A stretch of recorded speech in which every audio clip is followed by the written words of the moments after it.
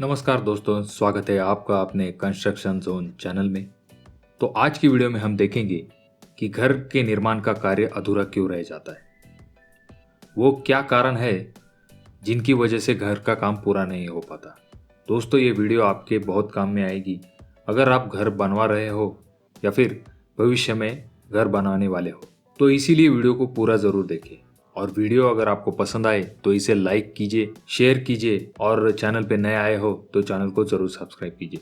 तो आते हैं हम हमारे मुख्य टॉपिक की तरफ। अक्सर ये आपने देखा होगा कि बहुत से घरों का काम प्लिंथ लेवल तक या फिर स्लैब लेवल तक आने के बाद बंद हो जाता है। तो इसके पीछे क्या रीज़न होता है, इसी बारे में हम इस वीडियो में डिस्कस करेंगे। तो घर का निर्माण का काम अधूरा रहने की सबसे पहला कारण यह है कि खर्च का सही से अंदाज़ा ना होना।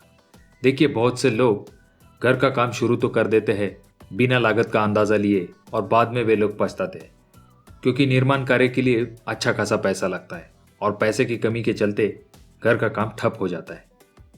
तो इससे बचने का क्या आसान तरीका है? तो इससे बचने का सबसे आसान तरीका यह है कि जो कोई भी आपका घर का प्लान है उसके ऊपर ही डिपेंड करता है आपका घर का बजट। तो जो कोई भी आपके इंजीनियर या फिर आर्किटेक्ट है उनसे एक बार आप इस चीज़ की सलाह ले लीजिए कि आपको घर बनाने के लिए कितना खर्च आएगा। वैसे तो मार्केट में 1200 से लेके 1500 रुपये पर स्क्वायर फीट के हिसाब से काम होता है, परंतु ये बहुत से फैक्टर पर डिपेंड करता है, जैसे कि आपके यहाँ पे मटेरियल के क्या रेट है, लेबर रेट क्या है, मतलब कौन कौन से मटेरियल्स आप इस्तेमाल कर रहे हो आपके घर के अंदर। ऐसे बहुत सी चीज़ों पे ये रेट डिपेंड करता है। इसीलिए आपका यह अच्छी बात होगी कि अगर आप आपके लोकल इंजीनियर से इस चीज़ के बारे में डिस्कस कर लेंगे। वैसे तो हमने 1000 स्क्वायर फीट के लिए कितना खर्च आता है इसके बारे में वीडियो बना के रखी है, आई बटन में उसका लिंक है, अगर आप चाहे तो वीडियो भी देख सकते हैं। अब इसमें ये बात तो नहीं है कि मैं आपसे तुरंत कह जाऊँगा कि आप 4-5 हज़ार रुपये खर्च करके अपने घर का एस्टिमेट लीजिए, ऐसा नहीं है। परंतु आपको घर का काम शुरू करने से पहले इस बारे में जो कोई भी आपके घर के इंजीनियर या फिर आर्किटेक्ट है जिनके पास से आपने अपने घर का प्लान लिया है उनके साथ एक बार डिस्कस कर लीजिए कि घर बनाने के लिए हमें कितना बजट लगेगा, क्योंकि वहाँ की लोकेशन का वे एग्जैक्टली आप अंदाज़ा दे सकते हैं, क्योंकि आगे चल के इससे आपको ज़्यादा तकलीफ ना हो। इसीलिए मैं आपसे ये भी कहना चाहूँगा कि जो भी आप घर बनाते हैं तो आपको लगभग 1-8 लाख रुपए एक्स्ट्रा अपने पास रखने चाहिए, क्योंकि कुछ चीज़ें घर में जो एक्स्ट्रा चेंजेस होते हैं उसकी वजह से घर का बजट बढ़ जाता है। तो इसीलिए आपको थोड़ा बहुत पेमेंट थोड़ा उससे ज़्यादा रखना चाहिए, जिससे कि आपको आसानी होती है। ऐसे वक्त में कुछ लोग गलती ये कर देते हैं, वो किसी नॉन टेक्निकल पर्सन या फिर किसी रिश्तेदार या फिर किसी ने एक आध घर बना लिया, ऐसे व्यक्ति से वे पूछते हैं कि घर बनाने को कितना खर्च आता है। असल में उनको खुद को ही जानकारी नहीं होती, परंतु फिर भी वे आप उनसे सलाह पूछते हैं। तो जब भी अगर उनकी सलाह सही आई तो ठीक है, परंतु अगर गलत आई तो पछताना आपको पड़ सकता है। मान के चलिए अगर आप घर बनाने वाले हो जिसको खर्च आने वाला है 12 लाख रुपए और किसी ने आपको बता दिया कि आपको घर का खर्च आने वाला है 10 लाख रुपए, तो ऐसे सिचुएशन में 2 लाख के लिए आपके घर का काम अधूरा रह जाता है। तो ऐसा आपके साथ ना हो, इसीलिए आप पहले से ही डिस्कस करके रखिए कि आपको घर बनाने का खर्च कितना आने वाला है।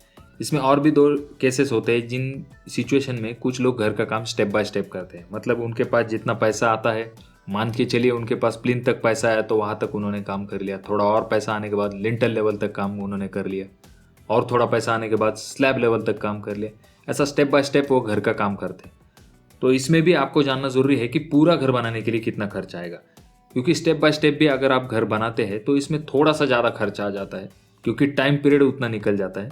परंतु फिर भी आपको पता होना चाहिए कि घर बनाने के लिए कितना खर्च आता है। और दूसरी सिचुएशन में होता यह है कि कुछ विथ मटेरियल कॉन्ट्रैक्ट देते हैं। तो विथ मटेरियल कॉन्ट्रैक्ट देने के बाद आपको एक अमाउंट पता होती है, आपको पैसे का अरेंजमेंट करना होता है, और ऐसे सिचुएशन में कॉन्ट्रैक्टर आपके घर का पूरा काम देखता है। तो ये 2 टाइप होते हैं। तो मैं आशा करता हूँ कि वीडियो आपको समझ में आ गई होगी। बहुत से लोग क्या कर देते हैं, खर्च का अंदाज़ा नहीं लेते और पूरा घर का जो कुछ भी खर्च है उनका, वो कुछ स्टेप में ही पूरा उनका पैसा खत्म हो जाता है और उनके घर का काम अधूरा रह जाता है।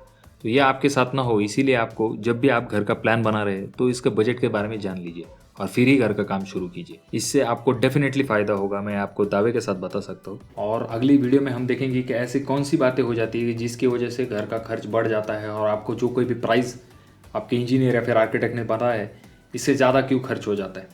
आपके कोई सवाल हो तो ज़रूर नीचे कमेंट कीजिए, मैं उनके जवाब देने की ज़रूर कोशिश करूँगा। और कुछ इंटरेस्टिंग सवालों को हम Q&A वीडियो में देखेंगे। और अगर आप चैनल पर नया आए हो तो चैनल को ज़रूर सब्सक्राइब कीजिए। धन्यवाद।